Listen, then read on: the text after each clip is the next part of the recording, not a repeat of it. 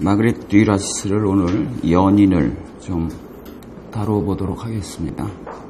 다 읽어보셨겠죠? 그래서 또 영화가 나와가지고 그래서 영화들을 많이 보셨을 것 같고 아주 오래전 그런 영화이기는 하지만 그래서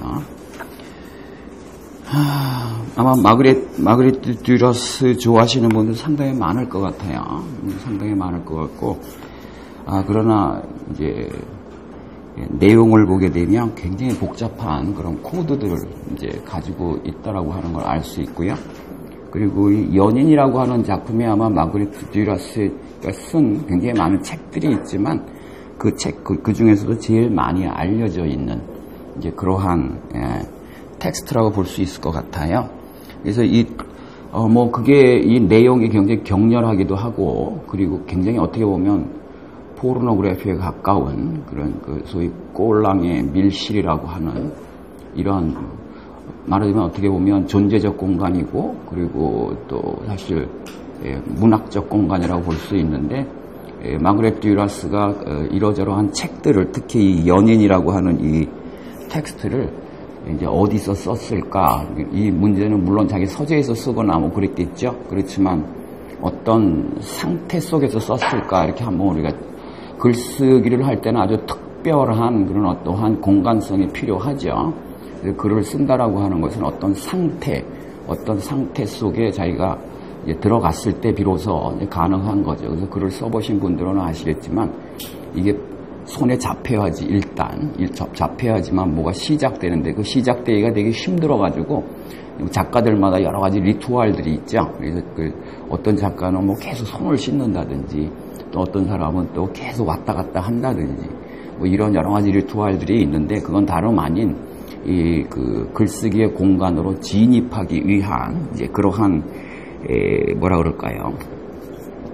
하나의 그런 과정이라고 볼 수 있습니다. 이 문학적 공간으로 들어가기가 얼마나 힘든 것인가라고 하는 것을 전형적으로 보여주는 경우가 있다면 이 마셀 프루스트의 잃어버린 시간을 찾아서라고 하는 그 책의 도입부라고 볼 수 있어요. 그래서 그 잃어버린 시간을 찾아서 보게 되면 이제 그 마르셀이라고 하는 그 화자가 그 전반부에 굉장히 긴 부분을 이제 잠들기와 그리고 이제 잠 깨기의 그 과정을 침대 속에서 왔다 갔다 하고 있는 그런 과정을 볼 수가 있는데 바로 이제 그렇게 해가지고 그 끝에서 한 30여 페이지 내지는 얼마나 되는지 모르는데 한 30여 페이지 지나서야 비로소 이제 더 될 거라고 생각이 들어요. 한 50여 페이지 지나면 그 유명한 그러니까 그 마들렌 추억, 무의지적 기억이라고 하는 거기에 도달하게 되고 그리고 이제 그때부터 이제 소설은 본격적으로 이제 꽁브레이라고 하는 그런 제 일부의 제목을 달면서 뭐 꽁브레이는 멀리서 보게 되면 말하자면 굉장히 멋있는 도시처럼 보이지만 그러나 마을처럼 보이지만 도착해 보면 어둠침침하고 그리고 또 사람이 살기에는 그닥 어울리지 않는 마을이다. 뭐 이런 식으로 이제 시작되는 게 있습니다. 그래서 바로 말하자면 마셀 프루스트의 그런 도입부, 잠들기와 잠깨기 사이에서 끊임없이 유년의 공간을 이제 들락날락하고 있는 그리고 여러 가지 잠들기의 형태, 또 여러 가지 잠깨기의 형태 이것들을 계속 분석해 나가면서 그런 과정 속에서 계속 이제 어떤 그런 상태 속으로 들어가려고 되게 애를 많이 써요. 그래서 그게 바로 소설의 공간이라고 볼 수 있고 글쓰기의 공간이라고 볼 수 있고 문학적 공간으로 이제 진입하려고 하는 이제 이런 아주 지난한 그런 노력을 이제 볼 수가 있는데요. 사실 이러한 글쓰기의 어려움, 그러니까 문학적 공간으로 들어가기에 어려움, 막 이런 것들은 근본적으로 사실 소위 현대 소설이라고 하는 것이 가지고 있는 여러 가지 딜레마의 한 현상이라고 볼 수 있습니다. 그래서 현대 소설을 쓰고 있는 오늘날의 작가들이 아주 쉽게 소설을 시작한다라고 하는 것은 여러 가지 사실 문제가 많아요. 그거는 어떻게 보게 되면 자신의 글쓰기 공간을 말하자면은 이미 기존적으로 주어져 있는 어떤 그런 형식으로서의 공간을 그냥 선취한다든지 아니면 내러티브 그 형식을 그대로 따라간다든지 뭐 이랬을 때는 대단히 쉽게 글쓰기를 시작할 수 있지만 그야말로 자기만의 글쓰기를 하려고 할 때 그리고 뭐 자기만의 글쓰기라는 걸 너무 어렵게 생각할 필요가 없고 내가 정말 내가 하고 싶은 얘기가 있고 그리고 하고 싶은 얘기가 있다는 것 자체가 이미 작가성을 의미해요. 근데 많은 작가들은 사실 자기가 하고 싶은 얘기가 자기가 꼭 아니래도 할 수 있는 얘기이고 그리고 또 남들이 얘기하고 싶다라고 하는 것 또는 할 만한 얘기라고 하는 것들을 또한 자기 것으로 이렇게 만들어서 얘기하려는 경우가 상당히 많죠. 그래서 프루스트도 그러면 잃어버린 시간을 찾아서 보게 되면 그것은 이미 자기가 할 얘기가 있고 무엇을 얘기해야 되겠다. 이게 정해놓고 써지는 글이 절대 아닙니다. 이게 대하소설임에도 불구하고 결국은 자기가 무엇을 얘기할 수 있는 것인가라고 하는 걸 찾아가는 과정이에요. 그래서 그 긴 그런 대하소설이 근본적으로 보게 되면 내가 무엇을 얘기해야 되는가 이걸 찾아가는 과정이고 동시에 그걸 찾아가는 과정에 하나의 작가가 탄생하는 과정이거든요. 그래서 바로 그런 식으로 우리가 사실 내가 무엇을 쓸 것인가라고 하는 걸 발견하기는 상당히 어려워요. 엄청나게 어려운 일인데 바로 프루스트의 도입부 같은 것들이 이제 그것들을 전형적으로 보여줍니다. 예, 전형적으로 보여주는데 그것은 아까 말씀드린 것처럼 현대 소설이 가지고 있는 소설 형식과 그리고 글 쓰는 사람의 어떤 그런 삶의 형식이 더 이상 전형적인 그런 과거의 전통적인 그런 내러티브의 형식에서 이렇게 화해롭게 만날 수가 없다라는 거예요. 그래서 예를 들면 말하자면 소설은 무언가에 대해서 얘기를 해야 되는 것이다. 이야기잖아요. 그렇지 않습니까? 그래서 무언가에 대해 얘기를 해야 되는데 무언가에 대해서 얘기를 할 수 있자면 자기만이 알고 있는 것이 있어야 해요. 그렇지 않습니까? 네? 그러나 이게 바로 자기만이 알고 그래서 옛날에 기사소설들은 예를 들면 기사들이 여행하다가 뭐 진기한 거 봤다 뭐 이런 식으로 해가지고 그게 바로 이야기가 되는 것입니다. 그러나 현대사회라고 하는 건 엄중한 의미에서 보게 되면 두 가지 그런 점에서 이 이야기 나만의 이야기 아니면 그 이야기할 수 있는 가능성을 사실 박탈하고 있습니다. 하나는 바로 현대사회라고 하는 것은 거기에 구성원들, 현대사회의 개인들을 전부 파편화시키는 거예요. 그래서 파편화시킴으로 해가지고 소위 이전에 얘기했던 뭡니까? 내가 어떠한 대상에 대해서 나 아닌 다른 대상에 대해서 또는 전체에 대해서 사회 전체나 지금 말하자면 리얼리즘이죠. 이러한 글쓰기가 더 이상 불가능해집니다. 왜냐하면 파편화된 대상의 존재가 그 사회 전체에 대해서 뭐라고 그럴까요? 소통을 할 수 없도록 돼 있어요. 바로 이런 문제 때문에 근본적으로 소위 리얼리즘적인 어떤 재현이라고 얘기하는 것, 그런 뭐 경향성이든 총체성이든 그런 재현을 하려고 할 때 이게 또는 현대 소설이 가지고 있는 게 바로 그 부분을 얘기를 해야 되는 것인데 근데 하는데 그게 본질적으로 아니 본래적으로 차단됩니다. 또 하나는 어떤 전혀 다른 방식인데 하나의 개인이 더 이상 파편화되어 있으면서 동시에 그 파편화를 통해 가지고 뭐예요? 어떤 그런 그 사회의 어떤 시스템 속에 아주 뭐예요? 아주 그 총체적으로 갇혀 있어요. 무슨 얘기인지 아시겠죠? 그렇게 함으로 해가지고 사실 소설이라고 하는 것은 가장 개인적인 시선으로 가장 보편적인 상황을 들여다보면서 그러면서 그 사이에서 발생될 수 있는 여러 가지 어떤 재현의 모습들을 그려내는 것이 소설이라고 한다면 이거는 뭐냐 하면 결국은 개인이 파편화되면서 더 이상 경험의 영역이라는 게 전체성이라고 하는 것과 연관이 될 수 없고 또 하나는 개인이라고 하는 존재가 사회 속에 완전히 매몰돼 있음으로 해가지고 사회를 응시할 수 있는 거리를 갖지 못해요. 이해하시겠죠? 그래서 이게 이제 이 두 가지 점 때문에 소위 소설을 쓴다라고 하는 것은 대상과 나 사이에 일정한 거리를 이제 가질 수 있을 때 가능해지는 것인데 이 거리가 소실되어 버리죠. 이제 그 결과로 이전에는 없었던 현대 소설의 근본적인 아주 새로운 영역인데 새로운 영역이 열리게 되고 그리고 그게 바로 현대 소설의 특성들을 근본적으로 얘기해 주지만 그건 뭐냐 하면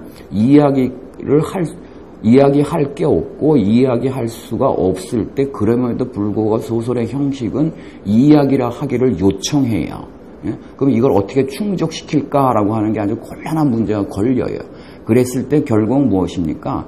자기를 얘기하게 됩니다. 자기를. 이해하시겠죠? 그래서 소위 그래가지고 내면이라는 세계가 생겨요. 예? 이 내면의 진위는 또 다른 문제예요. 이 내면이 정말 고유성을 갖는 것이냐 아니면 이미 주입된 것이고 아니면 어떤 보편적 사회성을 그대로 뭡니까 반영하는 것이냐 뭐 이런 걸. 그래서 일종의 현대소설은 내면 얘기를 하기 내면 소설화되죠. 이러면서 고백 소설화돼요. 그래서 세상에 대해서 얘기하기를 그만두고 나에 대해서 얘기하기 시작합니다. 그래서 굉장히 폐쇄적이 되고 그리고 뭡니까 상당히 고백적인 이런 게 되죠. 그런 과정 속에서도 그 바로 자기 얘기를 하려고 하면서 이제 보편성을 또 드러내려고 하는 노력들이 많이 현대 소설 속에서 많이 나오긴 하지만 그래서 그것들이 이제 어떻게 보게 되면 옛날엔 자연스럽게 이루어질 수 있었던 그런 글쓰기가 이제 현대 사회가 형성되면서 그런 소외와 아니면 뭡니까 매몰이라고 하는 그 두 가지 상황 때문에 이게 굉장히 어려워집니다. 그래서 어려워지니까 문학적 공간, 소설적 공간으로 들어가는 일도 되게 힘들어져요. 이게 굉장히 힘들어집니다. 그래서 전형적으로 바로 프루스트가 보여줘요. 프루스트가 소설의 공간 속으로 들어가는 일이 얼마나 힘든가. 프루스트가 앞에 도입부에서 50페이지씩이나 걸치면서 끊임없이 침대 속에서 왔다 갔다 그러면서 그 이야기의 공간으로 들어가려고 애쓰고 있는 것은 단순히 프루스트만의 그런 어떠한 딜레마가 이야기의 딜레마가 아니라 현대소설 자체가 가지고 있는 딜레마이기도 하다라고 하는 것입니다. 그래서 이러한 이제 상황이 사실 현대소설을 이제 얘기를 하는데 바로 이러한 이제 문제들과 더불어서 사실 마그렛 듀라스의 이 연인이라고 하는 소설도 사실 그 범주에서 사실 볼 수 있는 것 같아요. 보게 되면 그래서 세상에 대해서 얘기하거나 뭐 이런 것보다는 완전히 자기 내면의 세계 그리고 자신의 경험의 세계를 그대로 얘기한다. 어떻게 보게 되면 고백 소설의 의미를 가지고 충분히 있다라는 거죠. 아니면 마그렛 듀라스의 소설이 대체로 그런 특성들을 많이 가지고 있지만 이 자서전적 성격을 이제 가지고 있는 그런 소설이라고 볼 수 있습니다. 그래서 바로 그럼에도 불구하고 연인이라는 작품이 어떻게 보면 마그렛 듀라스가 얘기하는 것처럼 자신이 가장 아주 편하게 썼다. 편하게 썼다라는 건 굉장히 자유롭게 썼다. 그래서 읽어보시면 그 편하고 자유롭게 썼다라고 하는 것의 그런 이유를 두 가지로 이제 발견을 할 수가 있는데 그건 일반적으로 아주 진솔하게 자기가 체험했던 그 얘기를 아주 고백적으로 써서 굉장히 편하고 자유롭게 쓸 수 있었다. 뭐 이런 식으로도 얘기될 수 있지만 또 하나는 이 글쓰기 형식 자체가 말이죠. 굉장히 편한 형식을 띠고 있죠. 어떤 전형적인 내러티브의 형식을 고수하려고 하지 않고 제 식으로 얘기하면 파라탁시스적 글쓰기를 하고 있다. 그래서 병렬적 글쓰기를 이제 하고 있는 모습을 우리가 좀 볼 수 있는 것 같습니다. 그래서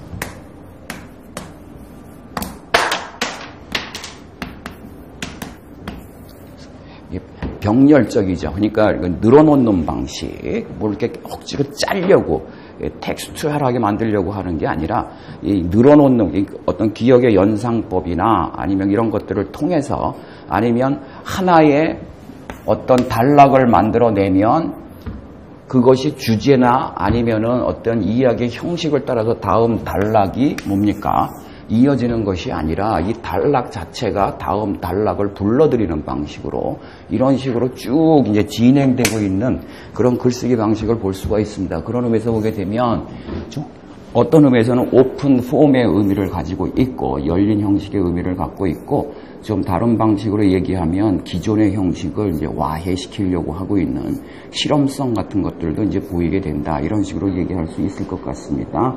그래서 예, 사실 또 이 마그레트 듀라스의 이 작품이 가장 뭡니까 인기를 끌고 그런 것은 분명히 내용의 문제도 많이 있겠지만, 그러나 또 이 마그레트 듀라스가 사실 아주 오랫동안 뭡니까 내면에 갖추고 있었던 그러한 그 고백 소설을 쓰므로 해가지고 굉장히 도덕적 논란도 많이 불러일으켰죠. 스캔들도 상당히 많이 불러일으켰어요.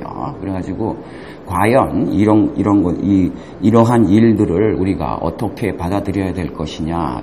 15살 반의 소녀가 말이죠. 사춘기 소녀가 뭐예요? 아주 격렬한 그런 관능의 체험을, 그것도 말하자면 우연히 그런 것이 아니라 거의 의도적으로 이렇게 이제 얘기하고 있는 이러한, 물론 듀라스의 체험이라고 얘기를 하지만 모든 체험들이 문학화되면 약간의 변형을 일으킨다고 하는 것, 그거는 우리는 좀 감지를 하긴 해야 되겠지만, 하여튼 이것이 또한 굉장히 도덕적 논의를 상당히 불러일으켰다라고 하는 것도 있습니다. 또 하나는 우리가 주목해서 보여야 될 것은 결국은 이 연인이라는 작품에서 우리 다루어지고 있는 여러 가지 주제들이 있는데 뭐 많습니다. 뭐 보면 죽음, 관능, 사랑, 고통, 육체, 언어, 글쓰기, 불멸, 뭐 이런 문제들이 근본적으로 다루어지고 있는데, 이거는 우리가 듀라스의 어떠한 작품을 보든지 우리가 만날 수 있는 바로 그런 테마들이에요. 그래서 어떤 부분들이 더 강화되느냐, 뭐 이것들은 작품마다 좀 다르게 여겨질 수 있지만, 그래서 사실 이 작품을 통해서 뭐라고 그럴까요? 우리가 이 작품을 이해하는데 한 방식은 이 많은 죽음, 관능, 사랑, 언어, 육체, 글쓰기, 불멸, 뭐 이런 그런 개념들, 아니면은 뭡니까 이 단어들이 마그레트 듀라스의 그런 그 문학 세계 속에서 전체적으로 어떤 관련성들을 서로 갖고 있는 것이냐라고 하는 것을 이해하는 것도 마그레트 듀라스의 작품 전체를 좀 한번 우리가 이해하는 방식이 되고, 또 이 작품을 아주 섬세하게 이해하는 그런 방식일 수도 있습니다. 그래서 그러한 식으로 이제 오늘 저는 이런 테마들을 가지고 이 텍스트 내에서 이런 테마들이 어떠한 방식들로 서로 연계되고 있는가. 그래가지고 궁극적으로 이 연인이라고 하는 것, 그래서 이 연인의 그런 연인은 어떻게 보면 이 텍스트의 제목이기도 하지만 맨 뒤에 가면 우리는 연인이었다라고 이제 주장되고 있는 부분이 있는데, 그러니까 무엇입니까? 이 작품에 쓰여지고 있는 그런 근본적인 그러한 배경은 뭐예요?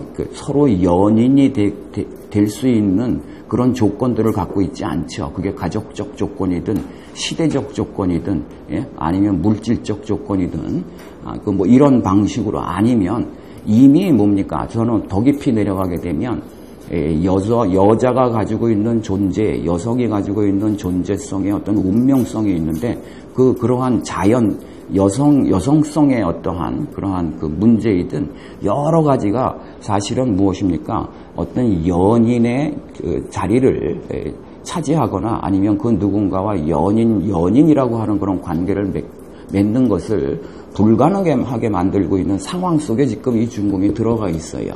그래서 그랬을 때 이 주인공이 바로 누군가의 연인이 되고, 또 누군가가 자기에게 연인이 되는, 말하자면 이거는 동시에 관능의 관계이기도 하고 사랑의 관계이기도 하고, 나아가서 무엇입니까? 고통의 관계이기도 하고, 그리고 나중에 가면 바로 이러한 뭡니까?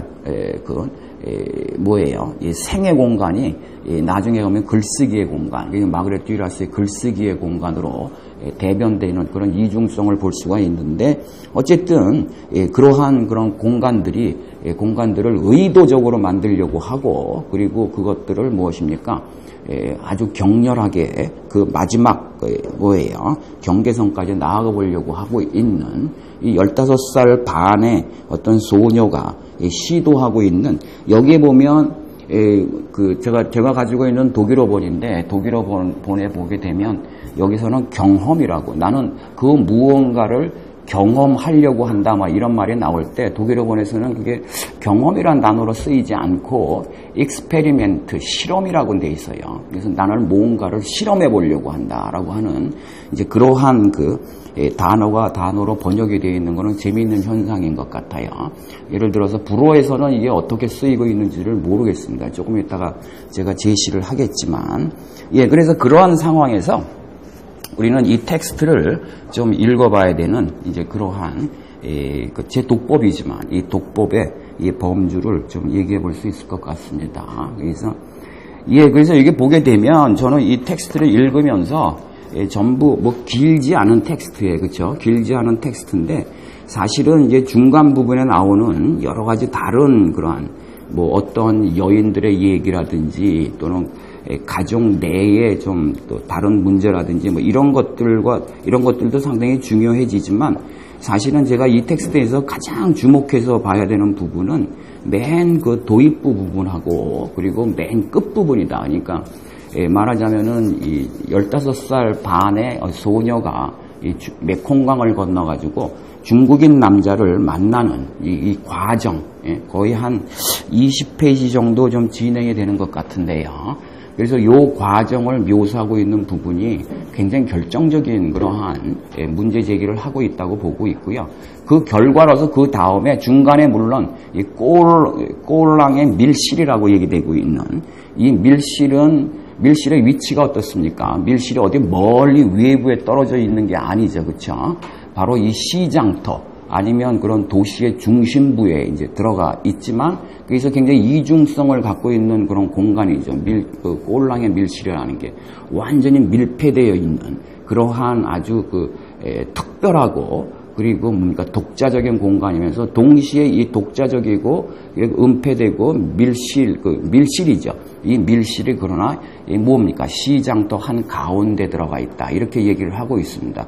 그리고 동시에 또 얘기하고 있는 게 뭐죠? 그 안에 들어가 있으면 블라인드가 반쯤만 쳐져 있기 때문에 밖에서 빛이 반쯤 들어오고 있고 그래서 그 안에서 둘이서 뭡니까? 어떤 그런 격렬한 그런 관능의 관계가 이루어질 때 그 관능의 관계는 외부에서는 뭐 알지 못하지만 그 공간을 그러나 그 공간에서는 외부의 소리를 다 들을 수 있는 이러한 이제 관계로서 이 꼴랑의 밀실이 이제 설정되고 있죠.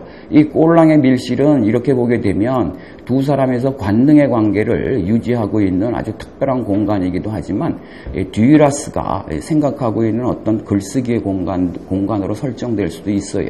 그래서 듀라스에게 글쓰기란 무엇이냐? 그거는 바로 꼴랑의 밀실과 같은 어떠한 그러한 그 공간성을 지닌다. 아주 내밀한 것이지만 동시에 그러나 공공성을 지니고 있는 이제 이러한 그 이제 공간으로서 우리가 한번 생각해 볼 수 있죠. 바로 이 꼴랑의 밀실에서 이루어지고 있는 것이 아까 말씀드린 제가 여러 가지 테마들, 뭐 죽음, 관능, 사랑, 언어, 육체, 글쓰기, 불멸이라고 하는 거, 뭐 이런 문제들이 그 안에서 말하자면 무슨 별자리 운동처럼 이게 이제 진행되고 있다라는 것을 우리가 알 수 있습니다. 그래서 제가 볼 때는 그래서 저는 이 텍스트를 읽으면서 크게 세 부분이 제일 중요한 것 같아요. 하나는 뭐냐면 바로 이 중국인 남자를 메콩강을 건너서 중국인 남자를 만나는 이 과정하고 만나가지고 꼴랑의 밀실에서 이루어지고 있는 어떠한 그러한 이 사랑의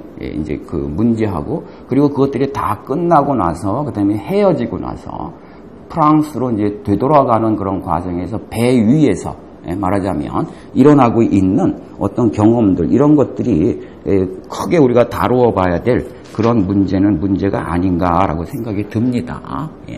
그래서 우리 먼저 이 텍스트를 어떻게들 좀 읽으셨습니까? 어떻게 재밌게 읽으셨어요? 굉장히 어떻게 읽으면 저는 영화를 굉장히 오래전에 봐서 예를 들면 꼴랑의 밀실에서 이루어지고 있는 이런 장면들 이런 것들이 어떻게 재현됐는지 그게 잘 기억이 잘 안 나요. 기억이 잘 안 나는데 그래서 근데 이 영화를 다들 보셨나요? 옛날에 보셨어요? 그래서 다 좀 희미하지 않아요? 그래서 아직 나는 독일에서 이걸 이제 봤는데 그래서 또 혹시 그런 거 좀 이렇게 비교해 보실 수 있어요? 영화에서 보신 거하고 그 다음에 이 텍스트를 직접 읽은 거하고 굉장히 차이가 있다. 혹시 뭐 그렇게 생각 드시는 거 계세요? 한번 말씀해 보시죠. 혹시 어떤 게 더 말하자면 여기 맨 앞 표지에 나오고 있는 이 표지 이 그림이 이 사진이 아마 그 영화의 주인공 이거인 것 같은데 바로 이러한 그 이 주인공이 잘 어울리는지 모르겠어요. 그래가지고 제가 볼 때 여기 도입부에서 이 그 15살 반 소녀의 그 뭡니까? 어떤 그런 존재성, 이 존재성을 얘기하기 위해서 사용되고 있는 굉장히 중요한 그러한 그 표현 기제들이 말하자면 이 장신구들이죠. 그렇죠? 그래가지고 이 뭡니까? 투명한 하얀 옷, 그리고 하이힐, 그리고 또 하나는 중절모, 그리고 뭐 입술에 루즈를 발랐다, 뭐 이런 것들이 상당히 이제 중요하게 사실 얘기되고 있는 걸 우리가 알 수 있는데, 우린 그 부분이 상당히 중요한 것 같아요. 그래서 그 부분을 잘 이해하는 것이. 그래서 한번 독서 체험을 한번 좀 들어봤으면 좋겠는데, 어떻게 읽으셨는지. 어떻게 읽으셨습니까? 읽으시니까 어떠세요? 네? 사실 남성 화자가 이렇게 주체가 되는 거 포르노가 많잖아요. 여성 화자가 화자의 포르노도 어떻게 이렇게 15살이라는 나이에 풍부하게 자기 생각을 가지고 객관화시키면서 이럴 수가 있을까 그런 점들이 놀라고 사실 끝까지 읽지 못하셨어요? 끝까지 읽지 못하셨으면 어떡하지?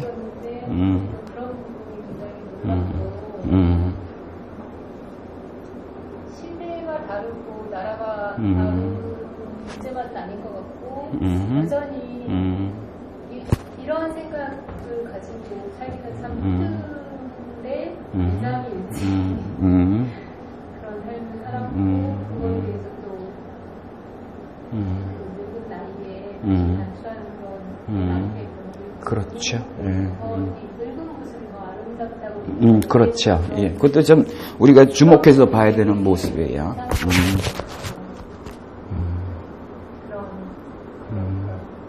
한상 같은 거를 가지고 있다. 그렇죠. 지혜는 어떻게 읽었어? 응? 3번 읽었어? 굉장히 좋아하는 작품인가 보네. 근데 처음에 읽었을 때 정말 싫어했었어요. 처음엔 싫었다고? 네. 왜? 기라스 소설 자체가 아까 선생님께서 말씀하신 대로 좀 조각나 있고 좀 문장 자체도 연결이 되어 있다는 사실에 서로 부딪히는 느낌이라서 이 작품과 내러티브 중심으로 쉽게 이해할 수 있고 그런 작품이 아니었고 영화도 봤을 때 소녀와 어른의 사랑이라는 그 주제를 다룰 때 너무 거칠게 느껴지는 거예요. 그래서 이게 왜 유명한 거지? 이 생각을 했었는데 나중에 읽으니까 정말 아름답다는 생각이 들더라고요. 그러니까 어떤 부분이 아름다운 것 같아? 그 문장과 문장 사이가 서로 부딪히면서 만들어내는 울림이라고 해야 되나? 그게 딱 이렇게 사소한 것 같은데 정말 좋았어요. 그리고 마지막 부분이 저도 되게 좋았는데 딱 이렇게 머리를 땄다가 마지막에 딱 이렇게 묶어가지고 내보이는 느낌이 아하. 그러니까 마지막 배에서 어떤 장면이 제일 멋있었던 것 같아? 아니 저는 이제 책을 마지막 부분에 이 사람이 다시 전화가 와서 아하, 목소리 듣고 싶다. 그렇게 해서. 그 부분에서 예전에는 뭐야 들킬까 무서웠던가 이랬는데 이 부분이 갑자기 딱 이렇게 배에서까지 하면 배에서까지만 서술을 했으면 좋았을 텐데 이 생각을 했었는데 나중에 생각해보니까 이 부분이 있어서 다시 한 번 더 울린 게 아닌가. 그렇구나. 저는 사실 기라스에 대해서는 너무 좋아하기 때문에 아직은 너무 좋아하기 때문에 차마 뭐 평이라든가 그런 거를 잘 못하겠어요. 아, 그래?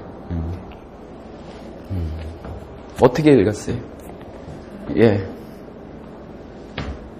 되게 아름답게 아름다운 소설이라고 생각했고 말씀하신 것처럼 반능적인 그런 느낌이 되게 많이 남아있었던 것 같고요. 이 사람이 15살, 그러니까 17살 프랑스를 이끄고 이후에 그때 이미 다 늙었다는 말을 했잖아요. 그렇죠. 예. 그러니까 이 카프카가 문학에서의 그렇게 생존을 했던 것처럼 어떻게 이 사람은 그런 죽은 남자의 그게 하나의 탈출구이고 자기가 살아있는 것처럼 되게 그렇게 치열하고 어쩌면 빠져들었던 그런 상황인 것 같아요. 그걸 이렇게 1년 반 동안 그런 상황이었고 그 다음에 늙었다는 말을 좀 자꾸 이렇게 이게 결정적인, 저도 이 텍스트에서 결정적인 것은, 그러니까 나는 15살 반에 이미 늙었다 하는 거. 이 문장을 이해하는 것 같아. 어떻게 왜 이해할 것이냐. 이제 그런 것들이 이제 15살 반에 나는 이미 늙어버렸다. 이거 어떻게 보게 되면 좀 재밌습니다. 우리가 특히 그 남자보다도 여자들이 언제 자기가 이제 늙었구나라고 하는 이제 그러한 근본적인 그 결론을 내리게 되는지, 그래서 저마다 나는 이제 늙었어라고 얘기하고 있는 어떤 그런 시점이 사실은 있을 것 같아요. 그래서 늙었다라고 하는 것은 보통은 그러잖아요. 뭐 30살 넘었으니까 나는 이제 늙어버렸다. 보통 이렇게 사회에서 정해준 어떠한 그런 나이라든지 뭐 이런 기준들을 따라서 보통 얘기하는데, 제가 볼 때는 결국은 한 사람이 이제 늙는다라고 하는 것, 특히 여자의 여자의 문제에서 이 젊음이라고 하는 것은 남자와 이 젊음이라고 하는 그런 관계성을 떠나서 아주 특별한 게 있다고 생각을 하는데, 그게 오늘 좀 얘기가 돼야 될 문제예요. 근데 그렇게 보는데, 이 주인공, 사실 듀이라스인데, 듀이라스는 나는 15살 반이다. 이게 늙어버렸다. 그리고 그 이후는 말하자면, 늙었다라는 건 다 살았다라고 하는 것과 마찬가지죠. 그렇죠? 그래서 사실 어떻게 보게 되면 이 텍스트를 그렇게 구분되지는 않지만 그 마그렛 듀라스의 그러한 하나의 그런 명제를 우리가 들을 수 있어요. 나는 15살 반부터 1년 반 동안 이게 유지되죠. 그렇지 않습니까? 대충 17살 때까지. 그러니까 그때까지 다 살았고, 그 이후의 삶들은 말하면 다른 삶인데, 그 다른 삶이라고 하는 거는 궁극적으로 보게 되면 늙은 삶이고, 그리고 이 늙은 삶이라고 하는 거는 근본적으로 듀라스에게는 더 이상 나의 관능이나 아니면 이 육체로서의 삶이 아니라 이제 글쓰기의 삶이다. 그래서 어떻게 보면 여기서 두 번의 젊음을 얘기하는 그런 텍스트로도 볼 수 있습니다. 말하자면 뒷부분은 15살 반에 이미 다 나는 늙어버렸으니까 이후는 늙은 삶이다. 이렇게 얘기할 수도 있겠지만 사실 그렇게 얘기되고 있지 않죠. 그래서 여기 보게 되면 이런 말을 하죠. 내가 메콩강 건너갈 때 나는 그 어떤 나의 이미지를 보았는데, 그런데 그 이미지라고 하는 그것을 사실은 뭐라고 얘기합니까? 지금 생각하면 그게 뭔지 모르겠다라고 얘기하고, 또 그때도 그 이미지는 나는 몰랐다 이렇게 얘기합니다. 그래서 이런 식으로 얘기하죠. 만일 내가 아쉬운 거는, 지금 생각하면 아쉬운 거는 그때 내가 보았던 나의 이미지를 만일 내가 카메라가 있었으면 찍어두었더라면 그걸 내가 지금이라도 다시 한번 확인할 수 있었을 텐데, 그러나 그 뒤에 또 이렇게 얘기하죠. 그러나 그건 근본적으로 불가능하다. 왜냐하면 내가 비록 그때 카메라가 있었다고 하더라도 나는 그걸 찍지 못했을 것이다. 왜 그렇습니까? 왜 그것을 찍지 못했을 것이다 라고 얘기하죠. 그 부분을 이해하는 게 상당히 중요해요. 그건 뭡니까? 나 자신도 그게 뭔지 모르겠다라는 거예요. 나 자신도 그게 무엇인지를 모르기 때문에 내가 카메라가 있었다고 하더라도 나는 그거를 찍어낼 수 없었을 것이다. 이게 바로 15살 반이죠. 15살 반에만 있고, 그리고 15살 반에만 있을 뿐만 아니라 또 하나 조건이 있죠. 메콩강을 건너갈 때만 있는 거다. 그렇죠? 그래서 바로 이 문제를 우리가 좀 얘기해 보아야 되는데, 그런 측면에서 제가 볼 때는 이 소설에서 가장 결정적인 것은 바로 이 메콩강을 건너갈 때 그때 이 그 소녀가 15살 반 소녀가 바로 만났던 그 무엇, 그 무엇, 자기의 어떤 존재성 아니면 자신의 어떤 이미지라고 여기 나오고 있는데, 그 이미지가 과연 무엇이며, 그리고 그것이 근본적으로 15살 반에서 1년 반 동안 그 연애 기간, 그 중국인 남자와 가지고 있었던 연애 기간 동안 결국은 이 15살 반에 발견됐던 바로 그 부분을 완전히 탕진해버리는 부분이고, 이게 탕진되고 나게 되면 이제 늙은 거다, 이런 식으로 얘기를 하고 있습니다. 늙은 거죠. 근데 여기 또 하나 문장이 이렇게 나오죠. 그런데 이렇게 얘기해요. 나는 지금 그걸 기억해도 또 그때 그 당시에도 무언지를 몰라서 결국 그 부분은 부재로 남아있다, 이렇게 얘기합니다. 부재. 그래서 텅 빈 걸로 남아있다, 이렇게 얘기하죠. 그러나 지금도 그때의 어떤 15살 반에 내가 경험했었던 그 무엇이 나에게도 계속 힘을 주고 있는 것은 다름 아닌 뭐 때문입니까? 그게 부지하기 때문이다, 이렇게 얘기해요.